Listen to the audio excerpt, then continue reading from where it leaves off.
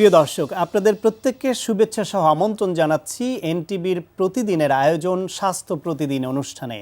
দর্শক, আজ আপনাদের সঙ্গে আছি আমি ডাক্তার সাখাওয়াত হোসেন। প্রিয় দর্শক, আজকের এই অনুষ্ঠানে আমরা আলোচনা করব হার্ট অ্যাটাক হলে আমাদের করণীয় কী সে বিষয়ে। এ বিষয়ে কথা বলবার জন্য আমাদের সঙ্গে স্টুডিওতে উপস্থিত আছেন একজন হৃদরোগ বিশেষজ্ঞ। চলুন দর্শক, অনুষ্ঠানের শুরুতেই আমরা পরিচিত হয়ে নেই আমাদের আজকের অতিথির সঙ্গে। Doctor MG. আজম ১৯৭১ সালের এপ্রিল মাসে কুমিল্লা জেলায় জন্মগ্রহণ করেন। তিনি ১৯৯৫ সালে চট্টগ্রাম মেডিকেল কলেজ থেকে এমবিবিএস ডিগ্রি অর্জন করেন।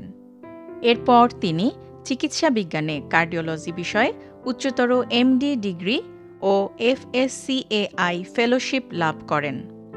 বর্তমানে তিনি জাতীয় হৃদরোগ ইনস্টিটিউট হাসপাতালের কার্ডিওলজি বিভাগের সহযোগী অধ্যাপক হিসেবে কর্মরত আছেন। স্যার, আপনাকে আমন্ত্রণ জানাচ্ছি আমাদের অনুষ্ঠানে।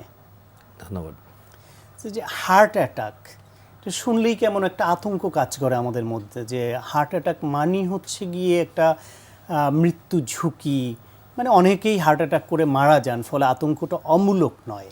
একজন মানুষ হার্ট অ্যাটাকের মতো এরকম জটিল একটা রোগে আক্রান্ত হয়ে পড়েন কেন?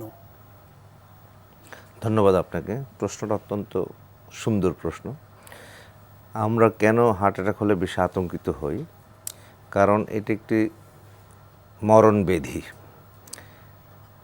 এবং এই রোগ যদি হয় কেহর, তাকে যদি জরুরি চিকিৎসা দেওয়া সম্ভব হয় তাহলে এই লাইফটা সেভ করা অনেকখানি সম্ভব। আমরা যে জন্য বলতে চাচ্ছি, হার্ট অ্যাটাক মৃত্যুর কারণ বটে, যদি সঠিক সময়ে সঠিক সিদ্ধান্ত নেওয়া যায় তাহলে এটাকে অনেকটুকুই মোকাবেলা করা বা ঝুঁকি কমানো কিংবা রেটগুলো আমরা কমাতে পারি। এর জন্য প্রথমেই দরকার হচ্ছে জনসচেতনতা। মানুষকে অ্যাওয়ারনেসটা গ্রো করতে হবে। যখনই কখনো বুকে তীব্র ব্যথা হবে তখন তাকে জরুরি ভিত্তিতে নিকটস্থ হৃদরোগ হাসপাতালে তাকে যাওয়া উচিত, যেতে হবে। সেটি সম্ভব নিকটস্থ হসপিটালে অবশ্যই, যদি সম্ভবত। ওই ম্যানেজমেন্ট বিষয়ে আমরা শুনবো। শুরুতে একটু আমাদের বুঝিয়ে বলবেন কি যে হার্ট অ্যাটাক জিনিসটা কি, মানে একজন মানুষের হার্ট অ্যাটাক হয় কেন? আচ্ছা, হার্ট অ্যাটাক হচ্ছে একটি, মানে আমাদের কার্ডিওলজির পরিভাষায় বলা হয় মায়োকার্ডিয়াল ইনফার্কশন, তাকে আমরা হার্ট অ্যাটাক বলি। জনগণের জন্য বা রোগীদের জন্য সহজভাবে বোঝার জন্য যেটা বলছি, যদি বুকে তীব্র ব্যথা হয়, সেটা যখন তার সাথে যদি বমি কিংবা সোয়েটিং হয় বা একটু ঘাম হয়, তাহলে মনে করতে হবে যে আমার একটা হার্ট অ্যাটাকের একটি লক্ষণ, একটা অন্যতম লক্ষণ। এখন কেন হয়, কাদের হয়, কারা ঝুঁকিপূর্ণ, সেটা আমাকে একটু বিশ্লেষণ করতে হবে। দেখা গেছে যাদের ফ্যামিলিতে বাবা মা ভাই বোনেদের কেউ হার্ট অ্যাটাক হয়েছিল আগে, তাদের হয়তো হার্ট অ্যাটাকের ঝুঁকিটুকু অন্যদের তুলনায় বেশি। কিংবা তার যদি লাইফস্টাইল যদি চেঞ্জ যদি থাকে, ধরুন সে ইনঅ্যাক্টিভ লাইফস্টাইল করছে, অ্যাক্টিভ লাইফস্টাইল সে ফলো করছে না, স্মোকিং করছে, খাওয়া দাওয়ার অভ্যাস যদি তার যদি সঠিক না থাকে, উচ্চ রক্তচাপ যদি থাকে, ডায়াবেটিস যদি থাকে, এই ধরনের রিস্ক ফ্যাক্টরগুলি থাকে, তার রক্তের কোলেস্টেরলের মাত্রা যদি বেশি থাকে, তাহলে এই গ্রুপ অফ পিপলগুলো হচ্ছে হাই রিস্ক অফ হার্ট অ্যাটাকের। এখন আমাকে হার্টে কি পরিবর্তন হয়, হার্ট অ্যাটাকের ব্যাপারটা হচ্ছে আক্ষরিক করতে আমরা হার্ট অ্যাটাক বলতে যেটা বোঝাচ্ছি, হার্টের রক্তনালীতে রক্ত সরবরাহ করার ওই রক্ত ধমনীগুলো যদি কোনো কারণে রক্ত জমাট বেঁধে রক্ত প্রবাহ বাধাগ্রস্ত হয়, তখন ওই এলাকার সরবরাহ বন্ধ হয়ে যায়, তখন আশেপাশের মায়োকার্ডিয়াম, হার্টের যে মাংসপেশিগুলো ন্যাক্রোস্ট একটু পচে যায়, সেটাই হঠাৎ করে যখন কার্যক্ষমতা ধীরে ধীরে হ্রাস পাওয়া শুরু করে। বিষয়টি কি এইরকম স্যার, যে হার্ট যেরকম পাম্প করে সারা শরীরে রক্ত সরবরাহ করছে, ফলে তার নিজের চলার জন্য নিজেরও একটা রক্ত নালী বা রক্ত দরকার হয়, সেই রক্ত যেই নালী তাকে সরবরাহ করছে, ওই নালী বন্ধ হয়ে যাওয়া বা শুরু হয়ে যাওয়া, না দিতে পারা অক্সিজেন, তার ফলে যে সমস্যাটা হয় সেটা কি?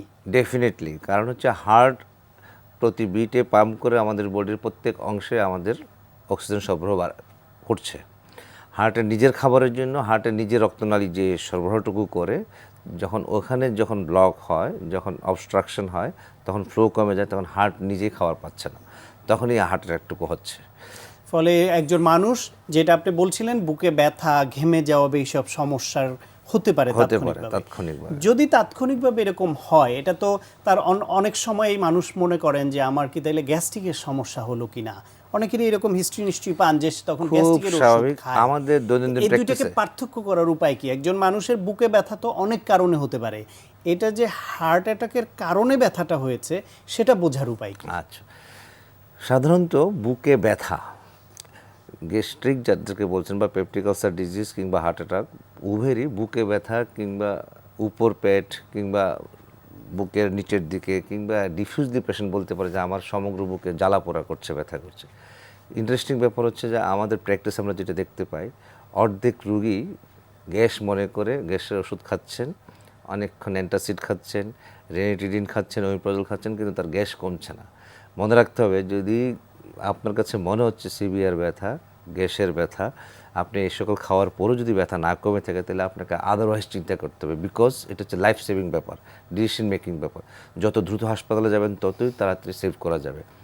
হার্ট অ্যাটাক হয়েছে কিনা এটা ডায়াগনোসিস করার জন্য একটা নিকটস্থ হাসপাতালে যাওয়ার সাথে সাথে একটা ইসিজি করলে, তার চেস্ট পেন ইসিজি করলে আমরা বুঝতে পারি যে একটা হার্ট অ্যাটাক হয়েছে কি হয় নাই। এরপরও অনেক ক্ষেত্রে বোঝা যাচ্ছে না, তখন তার ক্ষেত্রে আমরা একটু রক্ত পরীক্ষা করি, আমরা নিশ্চিত হই উইদিন 5 মিনিটসের মধ্যে যে হ্যাঁ তার হার্ট অ্যাটাক হয়েছে, হয়নি।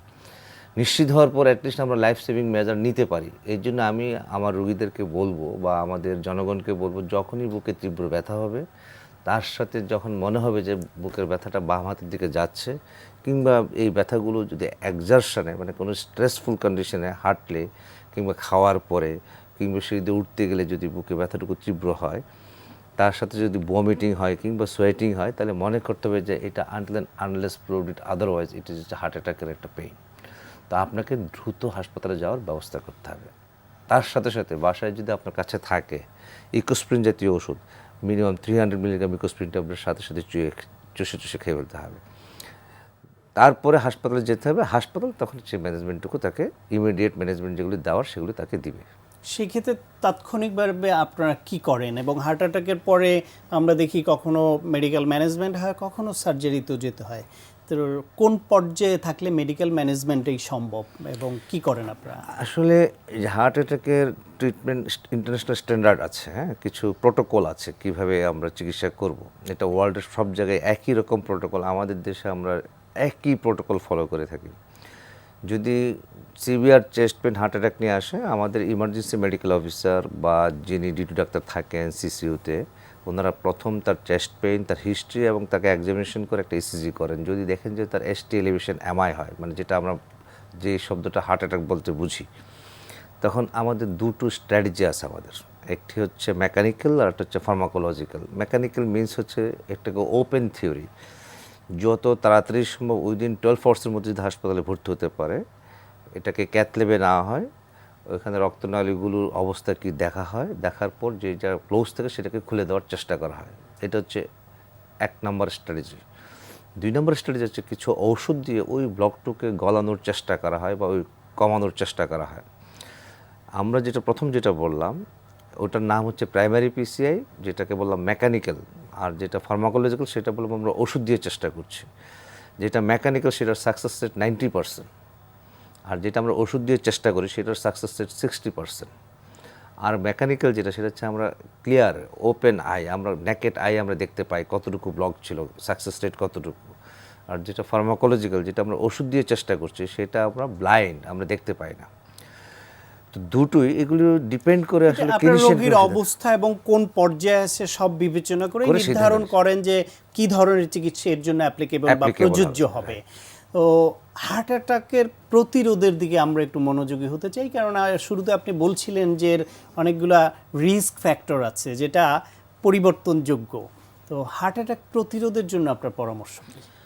হার্ট অ্যাটাক প্রতিরোধ করার জন্য আমার যে পরামর্শ, আমার একটা স্লোগান আমি বলতে চাই, prevention is better then cure. তো আমি যে কথাটা বলতে চাচ্ছি, হৃদরোগ চিকিৎসা যেহেতু ব্যয়বহুল, তা আমাদেরকে প্রতিকারের চেয়ে প্রতিরোধের দিকেই মনোযোগ দেওয়াটা অধিকতর যুক্ত আমি মনে করি। কারণ এগুলো আমাদের ইচ্ছে করলে আমরা এগুলো নিয়ন্ত্রণ করতে পারি, তাহলে আমাদের হৃদরোগ ঝুঁকি কমাতে পারি। যেমন ধরেন আমি যদি স্মোকিং করে থাকি, আমি স্মোকিং বন্ধ করলে আমার একটা ঝুঁকি কমে গেল। আমার যদি ডায়াবেটিস থাকে, অনিয়ন্ত্রিত ডায়াবেটিস থাকে, এটা যদি নিয়ন্ত্রণ করি তাহলে আমার ঝুঁকি অনেকাংশে কমে গেল। ব্লাড প্রেশার বেশি, আমি যদি জাস্ট একটা ওষুধ খেয়ে নিয়ন্ত্রণে রাখি তাহলে আমি অনেক অনেকটুকু ঝুঁকি কমে যাচ্ছে। আমি যদি একটু এক্সারসাইজ করি, ডেইলি 30 থেকে 40 মিনিট এক্সারসাইজ করি, তাহলে আমার অনেকটুকু কমে গেল।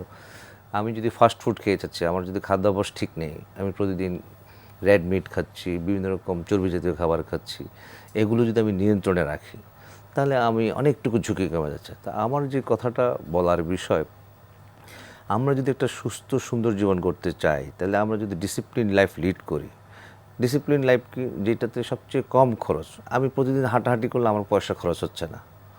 আমি যদি স্মোকিং বন্ধ করি, তাহলে আমার পয়সা খরচ হচ্ছে না, বা সেভ হচ্ছে। ডায়াবেটিস যদি আমি নিয়ন্ত্রণে রাখি, তাহলে ডায়াবেটিস সংক্রান্ত জটিলতাগুলো আমার থাকছে না। ব্লাড প্রেশার যদি আমার নিয়ন্ত্রণে রাখি, ব্লাড প্রেশারের জন্য যে জটিলতা হচ্ছে, স্ট্রোক হওয়ার কথা, হার্ট অ্যাটাক হওয়ার কথা, এই যে এক্সপেন্স বেড়ে যাচ্ছে, সেগুলো আমার হবে না, কম হবে, হয়তো বা হতেও পারে, কিন্তু কম হবে। তো আমি যেটা দর্শকদেরকে বলবো, আপনাকে নিজেকেই সিদ্ধান্ত নিতে হবে, আমার জীবনকে আমি সুন্দরভাবে গড়ে তুলবো, আমার হার্টকে আমি সুস্থ করে রাখতে চাই। আসলে প্রত্যেকেরই এটা চাওয়া উচিত, এবং যে যার মতো চেষ্টা করেন, এই চেষ্টা আরো বাড়িয়ে নিতে হবে। আমরা মনে করি আপনার কথা শুনে যে হার্ট অ্যাটাক অনেক অংশে প্রতিরোধযোগ্য, প্রয়োজন আমাদের সতর্কতা, এবং আপনি যে কথাগুলি বললেন এগুলি মেনে চলা। আপনাকে অনেক ধন্যবাদ স্যার। ধন্যবাদ, আপনাকে ধন্যবাদ। প্রিয় দর্শক, আমরা শুনছিলাম হার্ট অ্যাটাকে আমাদের করণীয় কি, সে বিষয়ে অত্যন্ত প্রয়োজনীয় কিছু পরামর্শ। আশা করি আপনাদের কাজে লেগেছে। আজকে আমরা দেখাবো কয়েকটা মুভমেন্ট স্টেপ বাই স্টেপ। সেটা হচ্ছে আপনার ফোকাস করবো হচ্ছে আমরা গ্লুটস মাসলকে, যেটা আমরা বলি হচ্ছে হিপসের যে মাসলটা। এখন এটা করার জন্য, ফোকাস করার জন্য যে জিনিসটা লাগবে লাগবে হচ্ছে প্রপার কনসেন্ট্রেশন। কারণ যদি প্রপার কনসেন্ট্রেশন না থাকে, তাহলে আপনার মেইন প্রেশারটা চলে যাবে আপনার লেগসে, অথবা চলে যাবে আপনার অ্যাবসে। আমরা চাচ্ছি না যে লেগস অথবা অ্যাবসটা কি করাতে, কাজ করতে, আমরা চাচ্ছি যে গ্লুটস মাসলটাকে কাজ করাতে। আর যেহেতু গ্লুটসের মাসলটার সমস্যা হচ্ছে এই, আপনি এটা যখন মুভমেন্ট করবেন, কারণ লেগস এবং অ্যাবসটা ইনভলভ হয়ে যায়, এই জন্য ট্রাই করবো কনসেন্ট্রেটলিভাবে যতটুকু মিনিমাইজ করে পুরো ম্যাক্সিমাইজটা করবো আমরা গ্লুটসটাকে। এখন দেখবেন যে কীভাবে গ্লুটসের ফার্স্ট এক্সারসাইজটা আমরা করবো।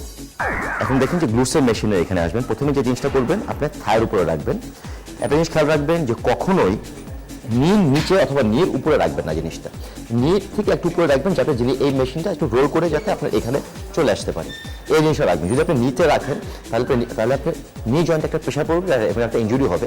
আমরা বারবার বলছি যে আমরা যখন ওয়েট ট্রেনিং করছি, তখন ম্যাক্সিমাম আমরা কাজ করবো মাসেলের, কোনো জয়েন্টসে না। ওকে, এখন দেখুন যে কীভাবে আমরা এক্সারসাইজটা করছি।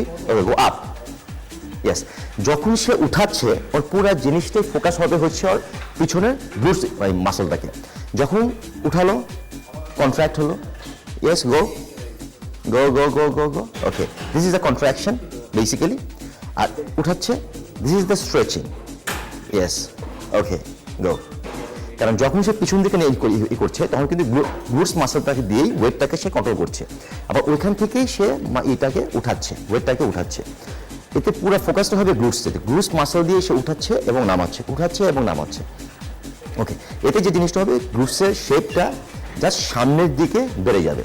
ওকে, এই এক্সারসাইজটা যারা ওয়েট ট্রেনিংয়ের সাথে ইনভলভ, তাদের জন্য খুবই ইম্পর্টেন্ট। কারণ যদি গ্লুটসের আপনি যদি স্ট্রেংথ না থাকে, তাহলে আপনি স্কোয়াড অথবা হেভি ওয়েট, যেটা আমরা বলি যে মিলিটারি প্রেস, এই ধরনের এক্সারসাইজ করতে পারবেন না। করলেও একটা সময় গিয়ে আপনার ইনজুরি হবে। আর বডির শেপের যে মেইন ব্যালেন্সটা থাকে কিন্তু আপনার গ্লুটস মাসলের উপরে। আপনার বডি যদি খুব ভালো শেপে হয়, আর যদি গ্লুটস মাসল ডেভেলপ না হয়, তাহলে দেখতে কিন্তু মোটেও আপনাকে ভালো দেখা যাবে না। প্লাস বডির যে অ্যালাইনমেন্টটা নষ্ট থাকবে, এবং একটা সময় গিয়ে অবশ্যই আপনার লোয়ার ব্যাকে গিয়ে একটা পেন আপনি অনুভব করবেন। প্রিয় দর্শক, মধু অত্যন্ত পুষ্টিকর এবং উপকারী। তাই চলুন এ বিষয়ে একজন পুষ্টিবিদের কাছ থেকে জেনে নেই মধু কেন খাবেন, কতটা খাবেন। প্রিয় দর্শক, প্রাকৃতিক এনার্জি বুস্টার হিসেবে পরিচিত মধু আমাদের স্বাস্থ্যের জন্য কিন্তু অনেক বেশি উপকারী। স্বাস্থ্য সচেতনতার ক্ষেত্রে আমরা সকলেই কিন্তু এখন সাদা চিনি বা চিনিকে অ্যাভয়েড করতে বলি। সুতরাং এই চিনির বিকল্প হিসেবে মধুর কিন্তু কোনো জুড়ি নেই। এটাকে বলা হয় প্রাকৃতিক এনার্জি বুস্টার এই জন্য, কারণ মধু খাওয়ার সাথে সাথে ইনস্ট্যান্ট এনার্জি পাওয়া যায়। মধুর রয়েছে অনেক গুণ, বিশেষ করে মধুর অ্যান্টিঅক্সিডেন্ট প্রপার্টিস, যা আমাদের শরীরের ইমিউন সিস্টেমকে অনেক ইমপ্রুভ করতে সাহায্য করে। ফলে আপনার শরীর অনেক রোগ থেকেই কিন্তু প্রতিরোধের মতো ক্ষমতা গড়ে তুলতে সক্ষম হয়। মধুর যে গুণ রয়েছে তা অনেকেই বলে যেটা ওষুধের মতো আমাদের শরীরে কাজ করে। বিশেষ করে ছোট বাচ্চারা যারা স্কুল গোয়িং, তাদের সকালে যদি দুধের সাথে একটু মধু দিয়ে দেওয়া যায় বা তাদের খাবারে মধু অ্যাড করা যায়, তাহলে বাচ্চারা কিন্তু অনেকক্ষণ এনার্জেটিক থাকে এবং তাদের পড়াশোনার যে মনোযোগ সেটা কিন্তু অনেক বৃদ্ধি পায়। শুধু তাই নয়, যারা ওজন কমাতে চান তারা যদি প্রতিদিন সকালে 1 গ্লাস কুসুম গরম পানির সাথে 1 চামচ মধু ও লেবু মিক্স করে খান, তাহলে সহসাই কিন্তু আপনার মেটাবলিজম বা বিপাককে বাড়িয়ে ওজন কমাতে সক্ষম হবে। চিনির বিকল্প হিসেবে এই মধুর জুড়ি এই জন্যই নেই যে মধুর গ্লাইসেমিক ইনডেক্স চিনির থেকে অনেক কম, যা শরীরে চিনির তুলনায় একটু ধীরে সুগার লেভেলকে বাড়ায়। সুতরাং যারা চান যাদের ডায়াবেটিস প্রতিরোধ করতে হবে তাদের জন্য কিন্তু এখন থেকেই চিনির পরিবর্তে মধু খাওয়া অবশ্যই উচিত। দর্শক, মধুতে এনার্জি ছাড়াও আরও বেশ কিছু পুষ্টি উপাদান চলে আসে। দেখা গেছে 100 গ্রাম মধুতে সাধারণত 304 কিলো ক্যালোরি পাওয়া যায়। এছাড়া সামান্য পরিমাণে ক্যালসিয়াম, পটাশিয়াম এই মধু থেকে পাওয়া যায়। তাই যারা এক্সারসাইজ করেন তাদের জন্য কিন্তু মাসেল গ্রোথের জন্য মধু অনেক বেশি উপকারী। বিশেষ করে মধুর আরেকটি গুণ হচ্ছে আমাদের শরীরে ঠান্ডা কাশিকে প্রতিরোধ করতে মধু সাহায্য করে। আপনারা যদি প্রতিদিন চায়ের সাথে চিনির পরিবর্তে লেবু চায়ের সাথে একটু করে মধু খান, তাহলে গরম বা ঠান্ডার যে প্রভাবে ঠান্ডা কাশি লাগে সেটা কিন্তু সহসাই প্রতিরোধ করা সম্ভব। পৃথিবীতে মধু বিভিন্ন ফর্মে পাওয়া যায়। দেখা গেছে ক্রিমি মধু আছে, ড্রাই মধু আছে, পাস্তুরাইজড মধু আছে এবং অনেক সময় মধুও কিন্তু পৃথিবীর অনেক যে জায়গাতে পাওয়া যায়। পাস্তুরাইজ মধু আমাদের দেশে অনেক দিন সংরক্ষণ করা সম্ভব এবং তাতে জীবাণু সাধারণত মুক্ত থাকে। তবে অবশ্যই ছোট বাচ্চারা অনেকেই দেখা যায় জন্মের পর তাদেরকে মধু খেতে দেওয়া হয়, এটা কোনোভাবেই করা যাবে না। যদিও মধুর অনেক গুণ এবং মধু অনেক স্বাস্থ্যকর, কিন্তু 1 বছরের নিচের বাচ্চাকে কখনোই আপনি খাবারে মধু সংযোজন করবেন না। এছাড়া ডায়াবেটিক পেশেন্ট ছাড়া মোটামুটি সব মানুষরাই যারা শারীরিকভাবে সুস্থ বা যাদের যে কোনো হেলথের প্রবলেম আছে তারা কিন্তু সারাদিনে 1 থেকে 2 চা চামচ মধু খেতে পারবেন। শুধু ডায়াবেটিক রোগীদেরকে এই জন্য মানা করা হয় যেহেতু তাদের ব্লাডে ইনসুলিনের অ্যাক্টিভিটিস কম এবং তারা হয়তো মধু খাওয়ার পর সেই সুগারটাকে কন্ট্রোল করতে পারবে না। এছাড়া ক্যান্সারের পেশেন্টদেরকে অনেক সময় দেখা যায় যে বিভিন্ন ফ্রুট জুসের সাথে যখন তাদের অনেক এনার্জির দরকার হয় তখন মধুকে ব্যবহার করা হয়। এছাড়া যেসব পেশেন্টদের অনেক বেশি ক্যালোরির দরকার, যেমন প্রেগনেন্ট মায়েদের অনেক বেশি ক্যালোরির দরকার, বাচ্চাদের অনেক ইনস্ট্যান্ট এনার্জির দরকার, তাদের জন্য কিন্তু মধুর কোনো জুড়ি নেই। প্রিয় দর্শক, এখন আপনাদের জন্য রয়েছে স্বাস্থ্য প্রতিদিন আজকের হেলথ টিপস। রাতে ঘুমোতে যাওয়ার আগে অবশ্যই দাঁত ব্রাশ করে নেবেন, কারণ রাতেই মুখের ভেতর ব্যাকটেরিয়া ক্ষতিকর কাজ বেশি করে থাকে। আর সকালে দাঁত ব্রাশ করা উচিত নাস্তার পর। প্রিয় দর্শক, স্বাস্থ্য প্রতিদিন সম্পর্কে যদি আপনাদের কোনো মতামত বা পরামর্শ থাকে তাহলে অবশ্যই লিখে জানাবেন এই ঠিকানায়। প্রযোজক স্বাস্থ্য প্রতিদিন, এনটিভি, বিএসসি ভবন, 7 তলা, 102 কাজী নজরুল ইসলাম এভিনিউ, কারণ বাজার, ঢাকা 1215। ফ্যাক্স 914338 থেকে 7 পর্যন্ত, অথবা ইমেল করুন স্বাস্থ্যপ্রতিদিন@ntvbd.com এই ঠিকানায়। প্রিয় দর্শক, আপনার প্রিয় স্বাস্থ্য প্রতিদিনের আগামী পর্বে আপনার জন্য যা রয়েছে: সচেতন না নারীরা নিজেদের সম্পর্কে, যাদের মাধ্যমে এটাতে এগোতে যাবে তারাও বলে দিচ্ছে এগুলো পাবলিক করা যাবে না, নারীদের জন্য এটা লজ্জার বিষয়। মানে জিনিসগুলো কতগুলো কুসংস্কার এবং আমরা বলবো সামাজিক নিয়মনীতি ঠিক এরকম নয়। আমরা সমাজের নিয়মগুলোও জানি না, আমরা সমাজের যে আমাদের জন্য যে আইন আছে সেগুলো জানি না। এই সম্পর্কে আসলে আমাদের একটা কোথায় যেতে হবে সেই জায়গাটাও আমরা চিনি না। যখন একটা নারী অসহায় বোধ করছে, তার মাকে বা তার শাশুড়িকে বা তার নানিকে বা তার প্রতিবেশীকে বলছে, তখন বলছে এগুলো বলতে হয় না। এরকম কত হয়, এর চেয়ে কত বেশি অত্যাচার আমাদের উপর হয়েছে, তুমি কেন এরকম চিন্তা করছো?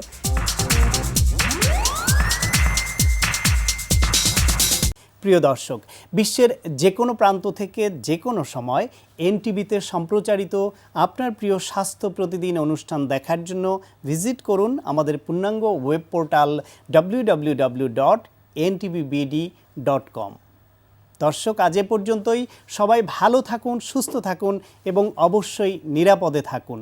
দেখা হবে আগামীকাল ঠিক একই সময়ে নতুন কোনো অতিথি নিয়ে।